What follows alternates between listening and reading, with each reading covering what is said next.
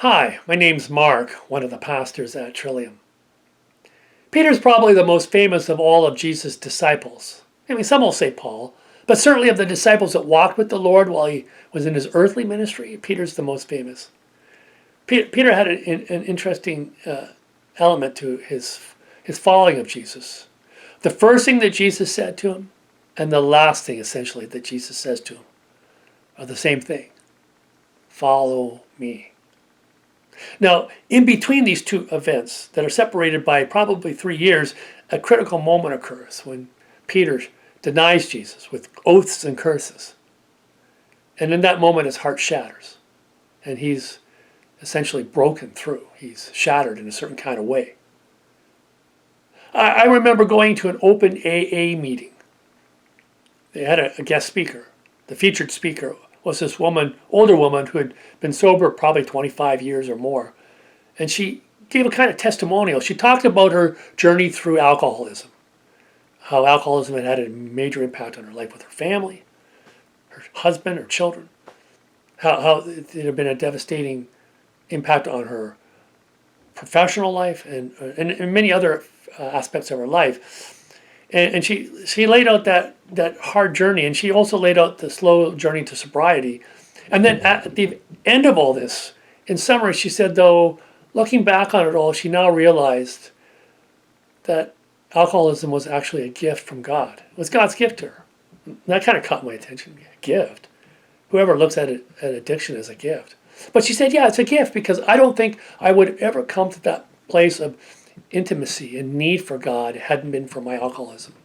See, she had been shattered by her addiction, and she'd come to a place where she had to reach out to a power greater than herself to restore her to sanity. She had to reach out to the God of her understanding, of her own understanding, which was, as a Christian, Jesus Christ, in order to be made whole again.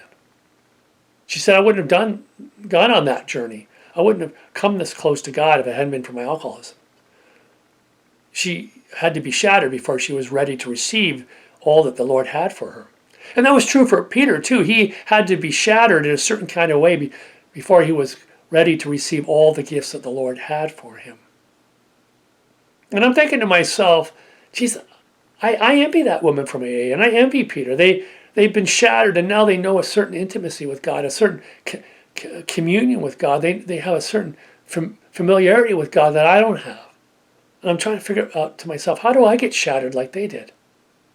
Who chooses that journey for themselves? I want the benefit of that journey, but I don't want the desolation that goes with it.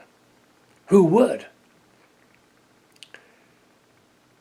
Jesus offers us an invitation to follow him. And in some ways, it's the same way as saying, can we go out without knowing? Can we go out without knowing God's plan for us, or the big plan for the world or for life? Can we go out in life and trust God in the moment with all that we are? I don't think Peter fully appreciated when he first started following Jesus that his following the Lord would take him to the place where he was shattered in this world. I don't think any of us suspect that when the Lord leads us, that's exactly what we're doing. But when we go out without knowing, God will lead us to our own breaking place. It won't be like Peter's. I know that. It won't be like the woman from AA. It may have nothing to do with addiction, but the Lord will take us to our place of breaking so that we too can come to an understanding that allows us to receive all the gifts that the Lord has for us. We'll be able to look back at our own desolation and finally recognize that what seemed so terrible in worldly terms is actually God's gift to us. We're offered a chance to live on the other side of our own self-sufficiency. And that world waiting for us is amazing. To live on the other side of our self-sufficiency is truly what we call heaven.